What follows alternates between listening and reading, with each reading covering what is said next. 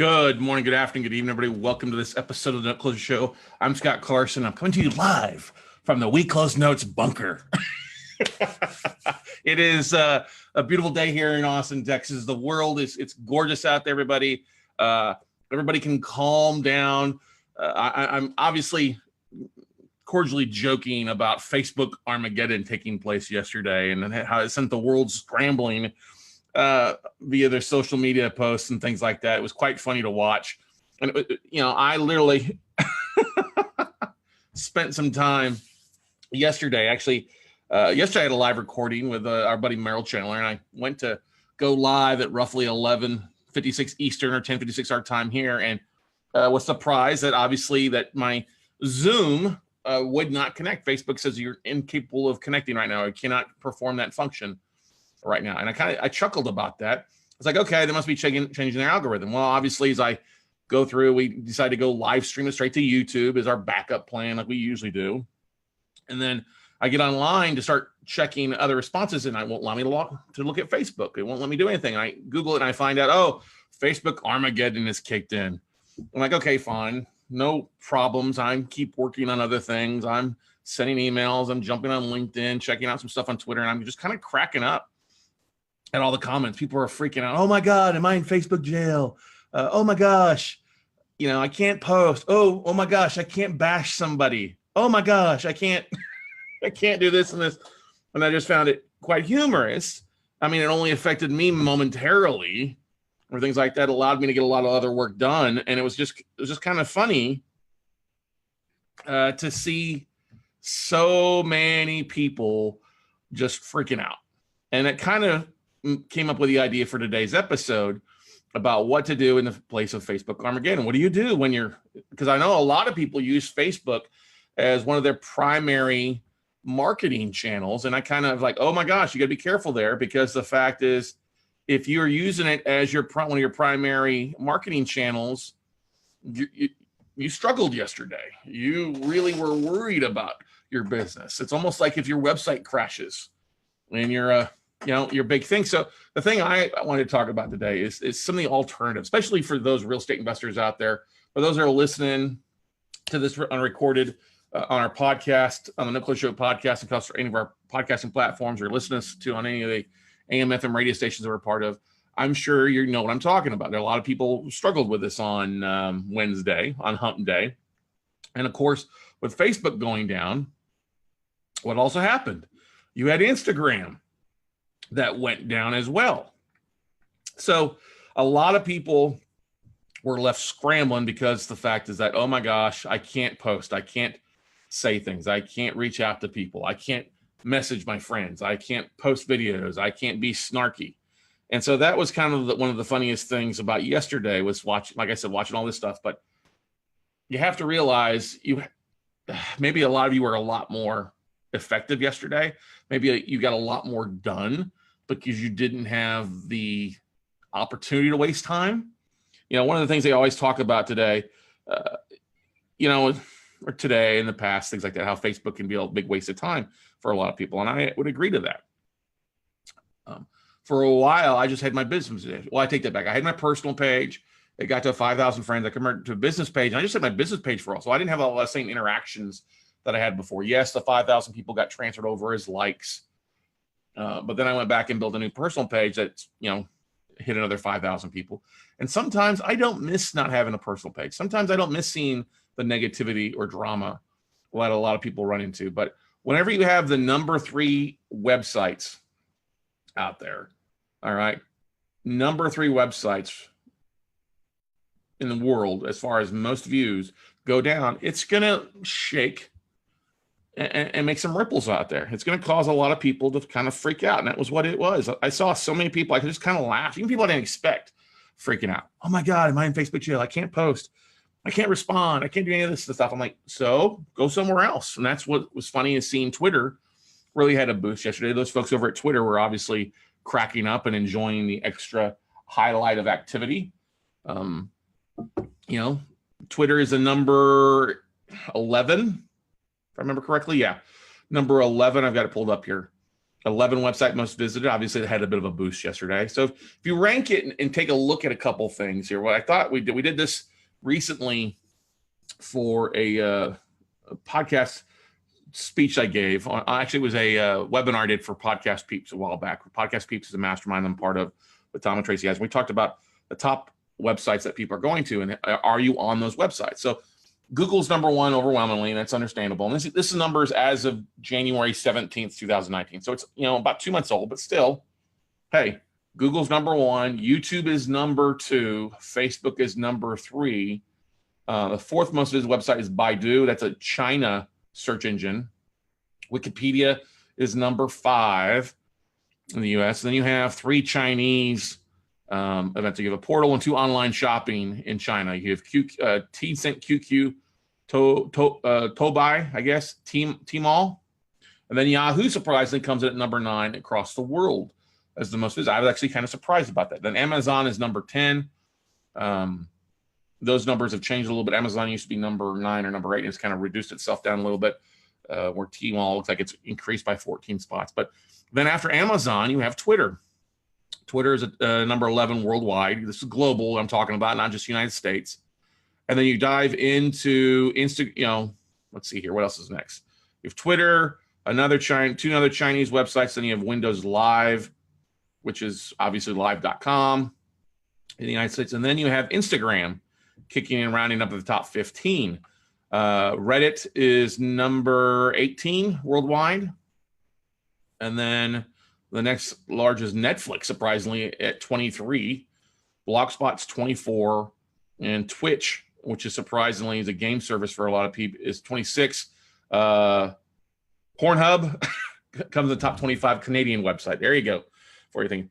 But that's the thing to keep. And then you start running into a lot of Google, Hong Kong, Yahoo, Japan, stuff like that. But if you look at those, I'm just trying to scroll down. eBay came in at number 38. Bing is 39. Let's see here. Other things. Microsoft Office like 43. IMDb is 44. MSN is 49. And let's see what else, if there's anything that pops up. Pinterest is number 75. Bitly, which is surprisingly, wow, Bitly is way down there. But anyway, so that's the thing to look at. Where are you at? What was surprising for me, since we're in the podcasting space, there's not a podcasting top 15, top 20, top 50 on there right now. There's not, you don't have anything from like Lisbon or iTunes isn't even on there. And so that's the thing I really kind of want to do. What would you do to survive if one of your main social platforms goes down? And for a lot of people, they got a bit of a preview to that yesterday. When you look at having Facebook and Instagram both being combat ineffective as of yesterday, what do you do? Where do you go? And that's the thing. You guys, one of the big things I've seen and I've heard preach, and I think I've been one to talk about it. This kind of falls into a previous episode we had a couple weeks ago about our marketing octagon of having one piece of content and sharing it across multiple platforms. That way you're hitting different audiences, different areas. Now, I'll give you an example. Instagram, it wasn't really that big a deal for us. It's our least effective platform when it comes to marketing for note investing or raising capital or sharing what we're going on. I've only got a couple thousand. I take that back. I've got about 5,000 followers between my personal page and then the No Closure Show page. But we post there once a day, kind of automate stuff. It's basically kind of posting selfies or where we're at. We're posting episode thumbnails. Now, I've been using it recently to geo market location. So if I wanted to market like a location in, say there's a conference going on in San Juan Capistrano, California, and I don't want to go to it, but I can market within a mile of that location via Facebook and Instagram, which is great because it allows for me to show up on people's feeds that are visiting there pretty much, which is great.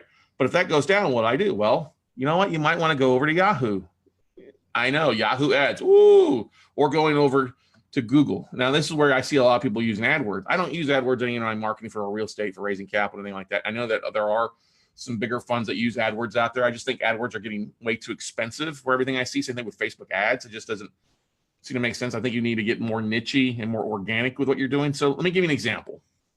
Say you've got a property in Chirac, Crook County, Chicago, Illinois, that you're looking to move, or you're looking to get funding on, or you're looking for a variety of reasons of making things happen. What can you do with that? Well, one of the things I would do is I would go to LinkedIn. LinkedIn's a much more professional location, professional website for people that are looking either to fund deals that have money or have time, or looking to substitute their time for money. And I would be posting there on a regular basis. I would take your phone or do a short video, post it to YouTube. You can market on YouTube. Great, you can do some YouTube. It takes a little bit more work, not the easiest thing, but still pretty effective because YouTube is the #2 search engine out there. And what's going to happen when you're in the #2 search engine? You're going to show up in the #1 search engine, Google, the #1 website, okay? We've had our buddy Elijah White's on a podcast before, who's a great Google street photographer. Some of them with his pictures being viewed 5 million plus times. I'm probably way below that, but as far as I'm sure they're more than that, but taking videos or pictures and uploading them, posting them to Google Images, so that if you're in a location, your images pop up. Same thing with YouTube. If you're posting a video and you're using the keyword Chicago, real estate, Cook County, Illinois, and then what you're focused on, you're likely to have some traffic come from it. Now, you don't need a lot of traffic. You don't need your video to go viral, or you need your post to go viral. You just need to get in front of eyes and ears that are hopefully going to see your asset. You're going to see your deal. Now, using that video, short little video, hey, maybe you're using Zoom or something like that, or Google Hangout to help record that video and be able to use PowerPoint through Zoom or through Google Hangouts to share a picture of the property or share the numbers behind the asset into your video. That's a really powerful tactic to use. We've used that quite a bit more moving assets. Your video does not need to be long. Actually, the shorter, the better for the most part. Now, you don't want to be less than 10 seconds long. You want to give somebody to look at. But when you have a attention span less than a goldfish for most Americans out there at 8 seconds, you want to make dang sure that you get the point. So you want to have a good picture of the property and then transition to the content really fast. Hey, I've got a great deal. Scott Carson here. I've got a great deal. I'm working on this North Chicago area. The southern assets may be a little tougher to move, but North asset near Wrigleyville or near wherever. And here's a picture of the property, and here's what's the focus of it. And then taking that short video, like I said, upload to YouTube, so it goes to Google, sharing it to LinkedIn, and then also going on to the LinkedIn groups. There's a lot of large groups on LinkedIn for real estate, distressed investing or real estate investing that you could share of, $500,000, 100,000, 90,000, 200,000, some large groups that we are a part of that we probably don't market to enough. We do market to it on at least a weekly basis, but when assets like that, when you have something like that goes down and you're in the real estate community, like Facebook, I'm not going to lie, Facebook is a staple of our marketing. You've got to go to alternative areas to do that. And I think that's one of the great things with other social media platforms taking notice on what's going on in the market and adjusting what they're doing. Twitter increasing the amount of video that you can post on there, along with LinkedIn about to start doing live video, but being able to post 15-minute videos straight to upload that straight to LinkedIn. That gives you basically all the stuff that you need to be able to market there effectively. Now, I know that if you're in retail or other people that are doing different things out there, yes, you can't run your surveys. Yes, you can't do some of the other things that, creatively, that you would do in Facebook, especially with your, what the heck do they call it? Your clickbacks or your, damn it all, Jim, you're just a man. Other things that show up in their search engine, show up on the websites, things like that. I know I'm forgetting what it is. I'm calling right now. But anyway, the thing I think it's important for everybody to realize is that you have to be prepared in case it happens. You have to be prepared in case there's a fallout or a website goes down or a website gets shut down for some weird reason. That's part of the reason, like our website is one of the great things about our website, it's a WordPress website, but I have backup websites just in case I got to transfer the domain for a name. Some weird case that our website host crashes, I can have it up and running with something, either to a ClickFunnels page or to a lead pages or something to help us during that transition period. A lot of people don't have a backup to a backup. We saw that yesterday. the sky is falling. Ah, Facebook is dead. It's Facebook Armageddon. It's the end of the world. I have to go in and hide, lock down in my, my cavern, in my vault, in my bunker. Start eating my MREs and using my potassium tablets to purify my water. What's funny is seeing that stuff and understand, and people, I have to sit here and shake my head a little bit.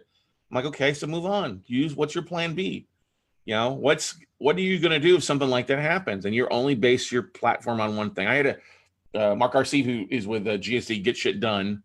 Not there, pardon my French, but he's a social media influencer who works with a lot with gyms, and he also is a social media marketing company that works for other people. And he shared something at an event that I was at last November, Denver Days, talking about how he sets a lot of his clients up on both ClickFunnels and lead pages just in case one of them goes down. I thought that was brilliant because every website, every company at some point will have a hiccup. Chaos will ensue, as we saw yesterday. If you don't have a backup plan, if you don't have backup list and backup posting, what are you going to do? If you just have your website on like a Wix website, hey, what happens when Wix goes down? You're kind of screwed. So that's kind of funny with marketers out there. Oh my gosh, people, I can't post my podcast, or I can't post my videos, my comment. Like, okay, so move on to something else. Go to plan B. And what's funny is how people act on Facebook is obviously different than how they act on other channels. And I've seen so many marketers that say, hey, treat each social media page as a different angle, different personality. I think it's a great thing to do. You have to be a lot more professional on LinkedIn. I wouldn't be posting your bikini pics or your shirtless six-pack ab photos, guys. You got to be professional. But that's what you have to keep in mind. Facebook, yes, social is great. Being social on Instagram, great, and posting some photos and posting some other things. But when it goes down, it's time to get back to work. It's time to figure things out. And so that's the thing I want to talk about this morning, just to talk about that. And I would love, I'm trying to see if we got any comments on Facebook on this already from people out there who struggled to survive Facebook Armageddon. My page still isn't doing some weird stuff. It's kind of funny. But the thing I like getting at, everybody, is, if you think about this, if you were struck by this not being able to be live or share your post, like our buddies Ryan Harper over in with Propelio, he went to go live right at 11 o'clock and it was giving issues too, so he just went straight to YouTube. There are days that I think actually you get better engagement from YouTube if you're posting live and doing videos versus Facebook, because the fact is it is such a larger search engine and it's going to stand and be searched by a lot more people. So you have to look, do you want to be in a smaller pond or a bigger pond? And if that pond dries up, are you going to be flapping on the muddy ground, or are you still going to be in water? That's the thing to look at as marketers, because whether you believe it or not, everybody that's listening to this, we're all marketers. We are all people who are in the media side of things. I don't care where you're at. If you've ever posted a Facebook video, posted an Instagram, posted a LinkedIn, had a Twitter update or anything like that, you're all on the media page of some sort. It is what it is. So the thing you have to keep in mind is, what are you doing to expand that here in the next 6 to 12 months? If you're a real estate investor and you're not using social media, you're probably using your own funds, which there's nothing wrong with that, or you're using your own credit, and that's totally fine. But what happens when that switches? What happens when you run out of your own capital, or the credit markets change and banks won't give you loans anymore? Are you developing those assets? Are you developing those online personalities on those other social media pages to help you leverage your audience? Now, of course, LinkedIn, I always get a lot of people like, oh, I have a LinkedIn profile for my full-time job. What do I do if I'm trying to be an investor? Do I start a second profile? What if my boss finds out? Now, the question or the answer to that question is it depends. Now, if you need to sign an OBA, an outside business arrangement or agreement, a lot of times jobs that you're working full-time or salary positions like that, if you're going to be doing something, moonlighting or something, or have a side hustle, you've got to disclose that with your boss or their higher ups. Now, with real estate investing, it's a little bit different. It depends on you market. Now, if you're still working full-time and you enjoy your full-time position, that's totally great. There's nothing wrong with that. If you're listening to this now and you're doing that, kudos to you. Congratulations. You've got something you enjoy doing. paying the bills, I would just put it as a side hobby. I would just go onto your personal Facebook, not Facebook, but personal LinkedIn page, and just put a paragraph. Hey, I'm an active real estate investor. I'm also the CEO, managing member of whatever LLC or S Corp that you've got. And if anybody ever asks, well, hey, I buy real estate and I have an entity that I funded, so I put it there so that when I buy assets or I have people that are doing due diligence on my real estate, they see that. I'm not taking away any time from my 40 hours or 50 hours of slavitude. Indentured servitude.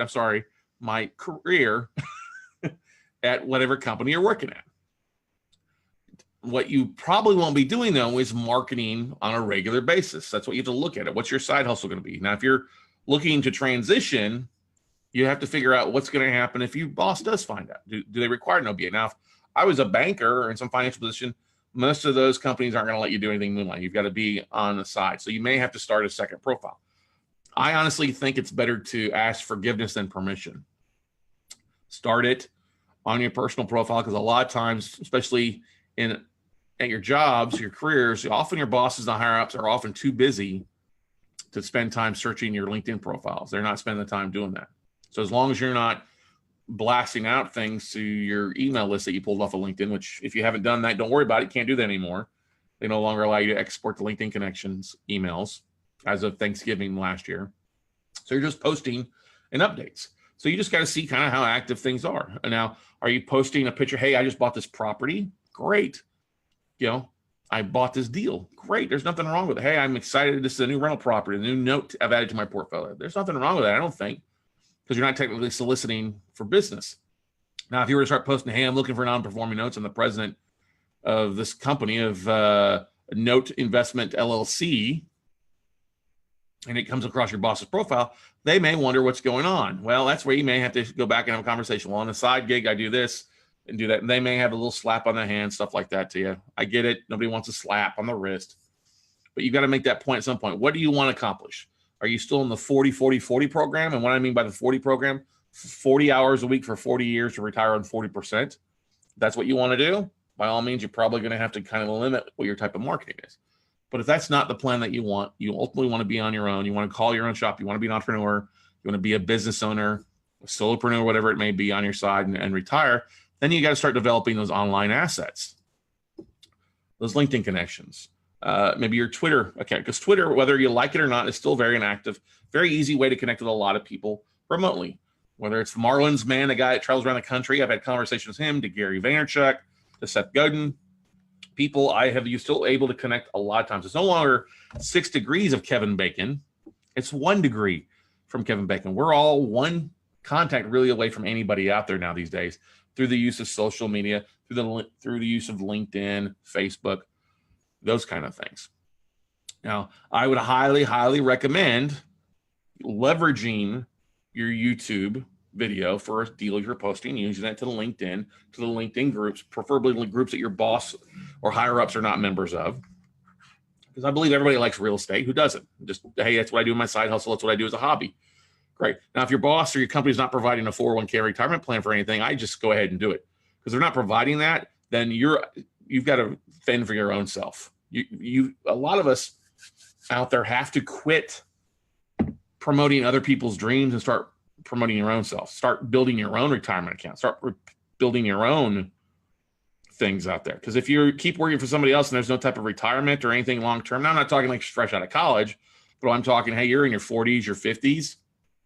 You don't have anything saved, anything put away, don't even have anything started. Starting is something, that's great. But if you don't have anything sizable and you're looking at that aspect of things, you're getting closer and closer. You're 20 years out from retirement age, you need to start socking stuff away. You've got to start building those assets to do that. And maybe that is doing your own thing. Maybe it is leaving your job to be a full-time real estate investor or starting off as a part-time. That's up to you. I can't answer that. Everybody's got to answer those own questions for themselves. You've got to have that conversation with you, your spouse, your family, and figure out where you want to go. What do you want to do? And I know that's a question and a conversation a lot of people like to push off till tomorrow. But you have to look at things. If you're doing the same thing in the last year or two and you feel like you're in a rut, you have to look at doing something different. And maybe it's not real estate. Maybe it's not note investing. Maybe it's not fix and flip. Maybe it's something else. You're going to be a consultant for what you're doing to other companies because you've got experience. Maybe you're going to change your career and go be a ballet dancer, or a professional painter, or, travel junkie. Maybe you start working on cruise ships. Who knows? Whatever you want to do, that's completely up to you. That's fine. But the most important thing I can tell you, and I tell this to a lot of college kids or kids I talk to that are going to school, they're looking to get out. Hey, start developing those online assets. Start developing those social media channels, but keep it clean, because whether you like it or not, people will go back and look at those things. People will go back and see what you're doing on Instagram and LinkedIn and Facebook. So unless you have a very private account, you have to be very careful. You don't want to be posting those bong hits from college, from the frat party. You don't want to be posting, the thong photos, unless you're a professional thong photographer, thong model. You don't want to be posting those things. You're laughing probably right now, like I am inside, because I'm not going to be posting no thong. I'll save you all that horror show. Save your eyes on that stuff. But you have to start promoting you. And that's why I say we're all in the media these days, because you all need to promote yourself. You've got to start taking action for what you want to accomplish today, whether it's travel. Whoops, hang on here. Sorry, I'm trying to pull up any comments online here. I'm cracking up at Casey Lang and Robert Burl and a few others that are watching this morning. Good morning, guys, from the East Coast to the West Coast. We got somebody from Fort Lauderdale, Florida, all the way to Greeley, Colorado, and everything in between here. For those that are listening from Tampa to Milwaukee to Philadelphia to Las Vegas to Colorado Springs to Boulder to Long Beach, thank you again for always listening. Thank you for tuning in to this episode. Some of you guys some people out there will obviously spend a lot of time on their social media. There's a special app you can Google and find out. I can't remember what the name is, but we'll tell you. Actually, I've started seeing this recently on my Facebook, my phone telling me, hey, how many hours you spent or how long you spent on your cell phone or you spent on social media. Oh, it's 4 hours a week or 5 hours a week. Okay, that's not so bad. That's less than an hour a day, roughly. What you start seeing, and it gets concerned, is you start seeing that daily. A lot of people spend a lot of time on their phones daily, especially on social media channels. Now, if you're marketing yourself, that you're a preneur and that's what you're using to, great. But that comes back to our main focus. Are you spreading your time across aspect? Are you different models? One thing that we don't do a lot with is Pinterest. I just have not posted there. And was that recently in Tampa at the New Media Summit with my friends from there, and was cracking up at some of the people that were logging to Pinterest and looking like, oh my God, I got 1 million views, or I got 1 million plus views on my Pinterest account. I never post here artfully. It's just a repost. I'm like, we got to spend some time on there. Let's see here. Robert Burl says, hi, Sky Bet. Hey, bud, good to see you. Casey Lang says, we survived the bomb blizzard. Well, hopefully your blizzard is okay there. Glad to hear that you're good and safe and warm there, Casey Lang, in Greeley, Colorado this morning. So here's the thing that I like to do. Take a second and look at yourself. Look at your marketing plan. Look at what you're doing for your side hustle or your full-time hustle, and look at the calendar. There's a thing that I like to do called the 30-30 matrix. All right, the 30-30 matrix, and post like across the top. I like to say just say across the top. I'll just put down 30 different items that we do for marketing. And one of the things that, yes, it's posting to Facebook, posting to Instagram. There's a lot of different things that we do for that stuff. But like, I thought I'd just bring that up for you guys as some different ideas for you to keep in mind. And I did this recently for PodFest.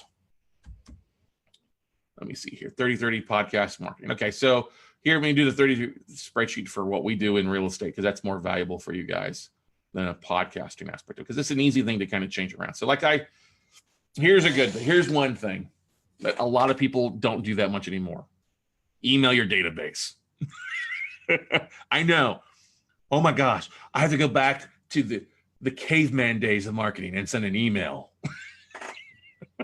Oh my God. You mean I can't send a direct message, or I can't use a chat bot to connect with people? No, an email, a database. Hey, can't post to Facebook? Why don't you send an email out to your database? That's one way to market. Hey, Harvey Vaughn, good to see you, buddy. Or a follow-up email to an email that you sent out to those that clicked on something. That's a second thing you could always do. Third thing, doing a LinkedIn blog, posting to LinkedIn an article. Those kind of things are valuable too as well. Like I said before, doing a short deal video on YouTube or Vimeo.com. I experienced my own bit of social media Armageddon a few years ago when YouTube shut my account down. And I was like, oh my gosh, what do? I just lost a lot of videos. Luckily, I had a bunch saved. So I was able to go to Vimeo.com and repost them there and upload them there and build that network out while I had to rebuild my YouTube account. But that's the thing. Like I say, you never know what's going to happen. You never know what's going to happen with that kind of stuff out there. Go to an REI club meeting out there. That's a great thing to look at doing to expand your audience. If in case you can't get to Facebook, go on meetup.com. See if there's a local REI club meeting in your area or nearby that you can go to. Okay. Go to Bigger Pockets and start surfing on there on the marketplace or the comments page. Very valuable aspect to be marketing on there, Bigger Pockets. You could post it besides just joining their specific groups on there, on marketplace, different areas on there. Like Jason Bible says this morning, case studies are killer content. Yeah, you have a case study about a deal that you could post to the REI club meeting or your deal video, stuff like that. It's like it says Instagram asset post there. Well, if Instagram's down or if your Facebook falls down, hey, post it to Instagram, post a photo there if you can. Another thing I have on our LinkedIn groups, go on to your different groups and start searching for those, the keywords. It's a great place to look at. I have also on here self-directed IRA investors. One of the things that we do a lot of is we reach out to local self-directed IRA investors by pulling mailing lists off the county clerk website, county appraisal district website. It's a great place to go. And you know what? Get even more old school and maybe send out a postcard or a letter to those people. Okay. There's another website, activerain.com is a great place to go to find people in other areas. Active Rain was originally put on by, Trulia, and it was bought by one of the largest Keller Williams agents in the country a few years back.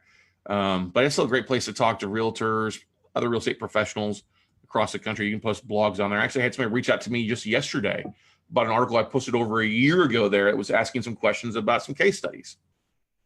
Kind of funny. Animoto deal video. Here's a great thing. Animoto is another place to do video where you can take pictures of the deal or the before and after photos of the property and just throw it on Animoto. Animoto will kind of help you kind of make it look nice and transition it. You can put in the order you want. That's a great place. And then it'll automatically post to your LinkedIn, to your YouTube, Facebook, and other places as well. Or you can download the link and send it out as well. It's relatively cheap. Being in the real estate place, we often will send out an asset manager email to our contacts with different banks that we've built over the years. All right. Or we'll go into and send direct in messages by just on LinkedIn and typing in special asset managers and finding people across the country and just sending connections, trying to connect with those people. Postcards. Oh my gosh. Postcards and then thank you notes. I've got that both on here. Send a postcard out to some investors or send some postcards out to people in a market you're buying for. We've used this to move some assets before. We had some rougher assets in rougher areas. We sent postcards out to the neighborhood and we got a few people that took us up on buying the asset. Here's another thing. Attend a live event. Find out if there's a local event going on. Not just a meetup meeting, but maybe an event like a real estate investment club or a conference or something. There's always plenty of things going on if you're around bigger cities. There's always something going on. You've often seen those rolling caravans that show up for like 2 hours at a hotel. Yeah, I'm talking about like this one of those big marketing companies that are marketing Rich Dad or Flip or Flop or whatever those. They'll often market that they're coming to a city. Fortune Builders has been notorious for doing that. They're going to be in a city around you specifically for like a couple hours at like 3 or 4 different hotels, usually south, middle, and north. Heck, you want to go meet some other local investors, potential investors? Go hang out there for an hour or two. Listen to them and just collect cards, pass out some cards. We also in here Facebook group posting. Well, Facebook is down. You can't post to Facebook groups, but this is where going back to your LinkedIn groups and posting there. Or if you do have the availability, go to Facebook and post there if it is available. Pick up the phone and start dialing for dollars. Calling asset managers is an easy thing to do. I'm not talking about calling 200 asset managers a day, but if you can knock out 50 phone calls a day for 3 days a week, the old way of doing it, that's a very valuable tool to do. You'll make some great connections and find some deals that I guarantee nobody else is finding. Do an investor webinar. Do it through live stream or Zoom or go to webinar. Hey, do a webinar once a month or once a week, and a lunch and learn may be a great thing to do. Talking about what you're focused on. On one of our Note Night in America webinar podcasts a couple of weeks ago, we talked about putting together your perfect pitch book, and I kind of laid out what goes into it. It's about a 20 you want your pitch to be roughly about 20 minutes. So if you're doing a 30-minute webinar, at least plenty of time for people to answer questions. Then I have on here Twitter posts time 3. People argue about this, whether you want to have the same post several times across Twitter or just one posting once a day. I think you can get away with both. I think if you're going to schedule something that's good content, you may want to set it up to post in the morning, in the afternoon, early evening, at 9 o'clock at night. Because if people aren't on their phone 24 hours a day, 7 days a week, looking at your Twitter feeds to see it, how are they going to see it? They may get buried, depending on especially how many followers they have or people that they're following. So post the same thing 3 times a day. You can use Buffer or Hootsuite to set that up to automatically repost across the board. That's what that takes us to setting up Buffer. It's a great thing to do to set up your time to co-post it across the different platforms. Buffer is free, and I believe it allows for you to post to your Instagram, your Pinterest, your Facebook, and your LinkedIn, your personal accounts, basically for free. I may be missing something in there. I don't think they post to MySpace, but anyway. You could do here's the thing. You could go live on Twitter with video. Through Periscope. That's talking about your deal in case your YouTube or Instagram got shut down. Occasionally, we'll pay a little bit of money to do a press release on something big, whether we're announcing something big, we're closing on a deal, announcing something major. A press release is not a bad way to get the word out and get in other publications. I mean, usually when we do a press release, it's going to get picked up by somewhere between 140 and 200 plus newspapers, online news agencies, things like that. Adds a little bit of publicity, and you'll see a boost to your website or things like that as well. Worst case, pick up the phone, reach out to a vendor, reach out to your vendors. Hey, what are you working on? Hey, do you know anything? Or hey, I'm looking for some help with this. Okay. And then one of the things I put on here before is LinkedIn contacts. God forbid you send them a direct message to some of your LinkedIn contacts. Look and see who's doing what. Type in the keywords of what you're looking for, and you'll find some people if you're connected with them already. Hey, drop a message. Hey, I've got a deal I'm working on. I don't know if you know somebody might be interested. Okay. But those those are kind of the 30 different things. So that's what we do. You figure out 30 things across the top, and then on the other side on the left hand of the spreadsheet going down, you have the days of the week, 1 to 31 or 1 to 28. You just rotate whatever day it falls on, Sunday, Monday to Friday, Saturday, just rotate it through. And then that's a great way to keep track of it. So if you do have an Armageddon that hits in, you've got a backup plan versus sitting here and going, oh my God, what am I going to do, Becky? Look at that. Facebook is busted. All right. Got a comment here from our buddy Jeffrey Wolfman. Out in San Diego. He goes, are foreclosure attorneys a good source for finding out who has notes for sale? You know what? That's a nugget right there. I don't talk about that very often. But if you're pulling a foreclosure list in a county or a couple counties, it should usually show you who the attorney is foreclosing. Now, obviously, in a lot of parts of the country, we've seen a dramatic reduction in foreclosures and foreclosure listings. I still believe that if you can't get a hold of the bank to send you a list of notes, going to the foreclosure attorney is not a bad thing to do. That's worth dialing for dollars on. If you see, now I would avoid the bigger foreclosure mills because they're just processing paperwork. But if you start seeing a smaller bank or a smaller lender hiring an attorney and on the foreclosure auction, yeah, I would pick up the phone and call that attorney and see if they represent any other smaller institutions, banks, lenders, if they're foreclosing, and see if you can't potentially buy their distressed note. Now, the thing is, too, they don't want to lose out on the work, the legal work. So the thing to keep in mind is, say, hey, I don't know if you know if any of your clients are interested in selling the debt off. I'm looking to buy the note, but I'd like to, if I buy the debt, I want to retain you as the attorney that's foreclosing. Might be an option too. But yeah, great question, Mr. Wolfman, Jeffrey Wolf out of San Diego, California. Out there, great question to ask out there. Don't have that on here. Maybe it should be a part of your 30-30 matrix for your note and real estate investing. So good stuff there. Like I said, everybody, Facebook Armageddon could be LinkedIn Armageddon. It could be Twitter. It could be your website Armageddon. It could be a variety of things. What you always have to have is a plan B and a plan C to be able to market, be able to get the word out. All right.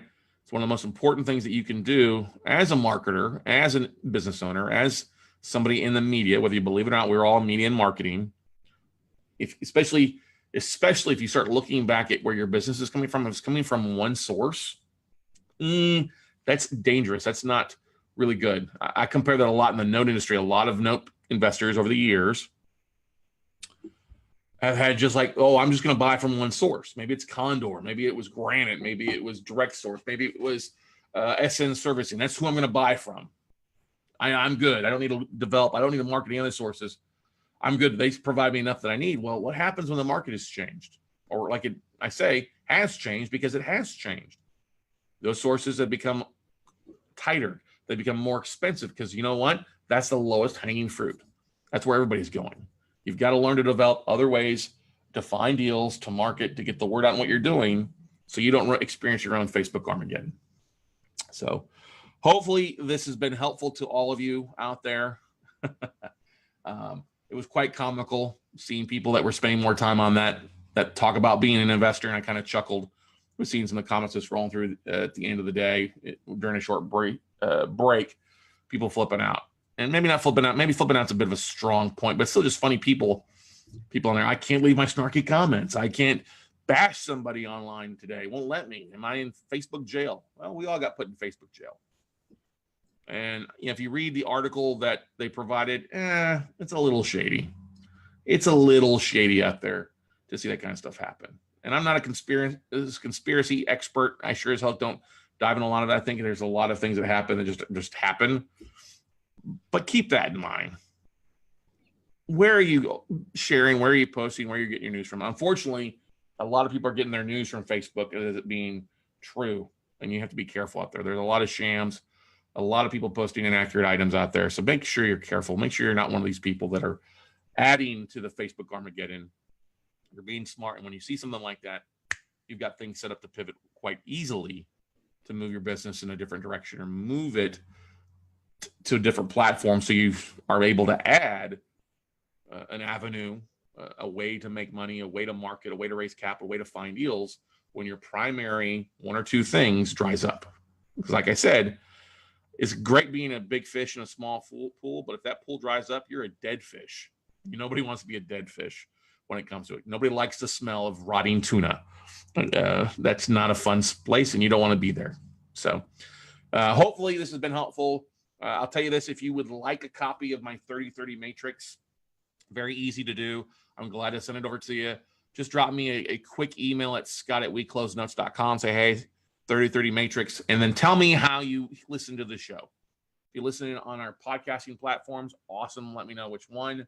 If you're watching this on Facebook, great. Let me know. If you watch this on YouTube, let me know. If you're listening to this on the radio, let me know in which channel. And then, of course, if you're listening to this on any of the smart TV channels, Roku or stuff like that, I'd love to know which one it is, and I'd be glad to send this to you. Just as my free giveaway to help me identify other options for us to focus on. So other than that, everybody, hopefully you go out, make something happen. Hopefully you're back to normal and I can crawl out of your bunker, open your eyes, see the sun, drink a glass of water, and realize Facebook Armageddon is over. Until then, have a great day, everybody, and we'll see you all at the top, everybody. Bye.